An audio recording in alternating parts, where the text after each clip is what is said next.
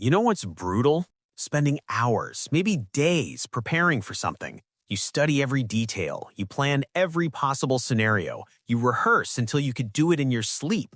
And then when the actual moment comes, you freeze, you choke, you perform way below what you're actually capable of.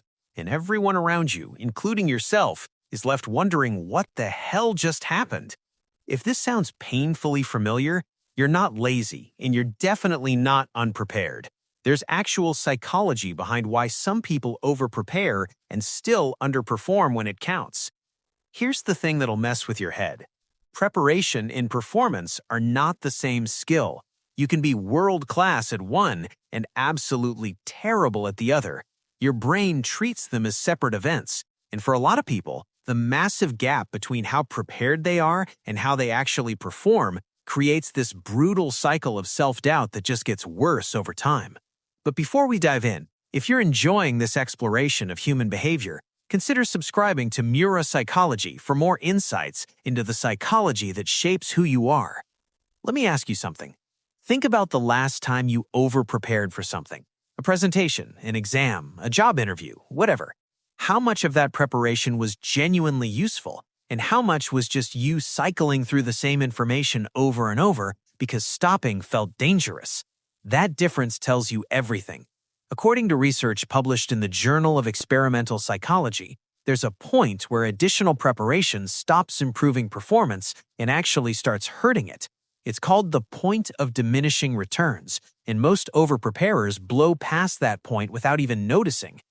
The first trait you'll see in people who overprepare but underperform is perfectionism masquerading as preparation. They're not actually preparing to succeed, they're preparing to avoid failure. Big difference. Their brain has convinced them that if they just study one more hour, read one more article, rehearse one more time, they'll finally feel ready. But that feeling never comes, because the preparation isn't about mastery, it's about anxiety management. Psychologists call this safety behavior. You do something that temporarily reduces anxiety, so your brain wants to keep doing it. Studying feels productive. It feels like you're taking action. But what you're really doing is avoiding the thing that actually scares you, which is performing under pressure in front of other people, where things might go wrong. So you stay in the preparation zone where you have control, where mistakes are private, where you can always do it over.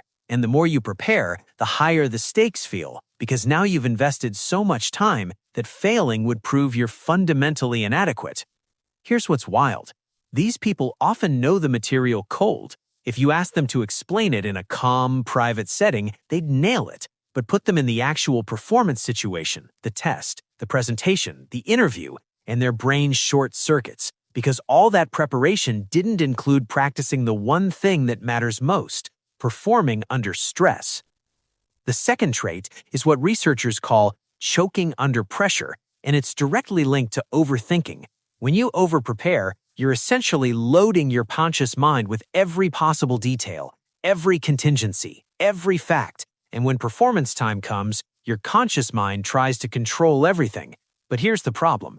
Peak performance happens when you get out of your own way, when you trust your preparation and let your subconscious take over. Dr. Sion Bylock at the University of Chicago has done extensive research on this. She found that experts perform best when they're not thinking about the mechanics of what they're doing.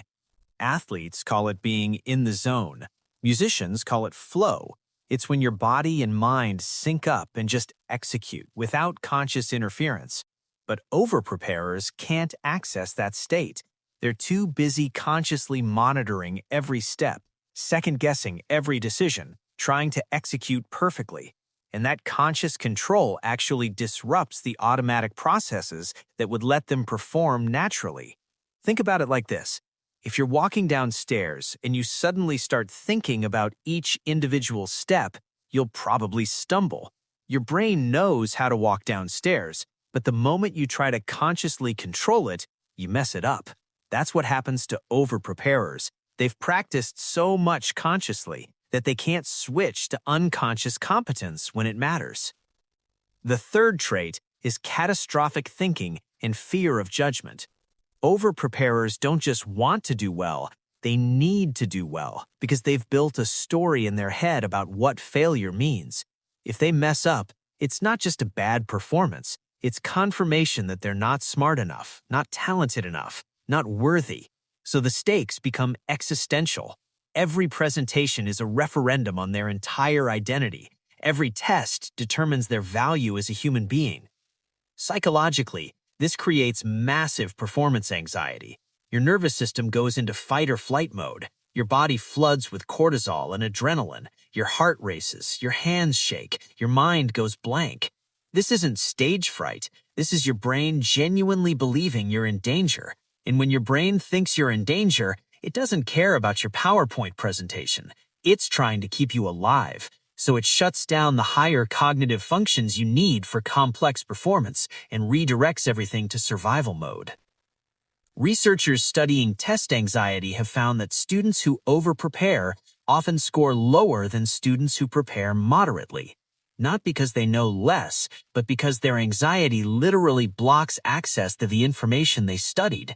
It's called retrieval failure. The knowledge is in there, but the stress response makes it temporarily unavailable, like trying to access a file on a computer that's frozen. The fourth trait is lack of exposure to real performance conditions. Here's something nobody tells you. Preparation and performance are different environments. Preparation is safe. You control the variables. You can pause, restart, look things up. Performance is live. It's messy. Things go wrong. You have to adapt in real time. And if all your preparation happens in the safe zone, you never build tolerance for the discomfort of the performance zone. This is why athletes don't just practice skills. They practice under game conditions, with noise, with pressure, with fatigue. They simulate the chaos because they know that perfect practice in a quiet gym doesn't translate to a packed stadium. But overpreparers skip this step. They study in silence. They rehearse alone. They create ideal conditions that have nothing to do with the actual situation they'll face. So when reality hits, with all its unpredictability and stress, they're not prepared for that. They're prepared for a version of the event that doesn't exist. The fifth trait is using preparation as procrastination. This is the one that stings. Sometimes over-preparing isn't about preparation at all. It's about delaying the moment of truth. As long as you're still preparing, you haven't failed yet. You're in limbo, safe. The moment you actually perform, you get a result. And that result might not be what you want, so your brain keeps you in preparation mode indefinitely. One more day of studying, one more draft of the presentation, one more rehearsal. It feels responsible. It feels diligent. But what you're really doing is hiding. Psychologists call this productive procrastination. You're busy, you're working, but you're working on the wrong thing. You're optimizing preparation because it feels safer than facing performance.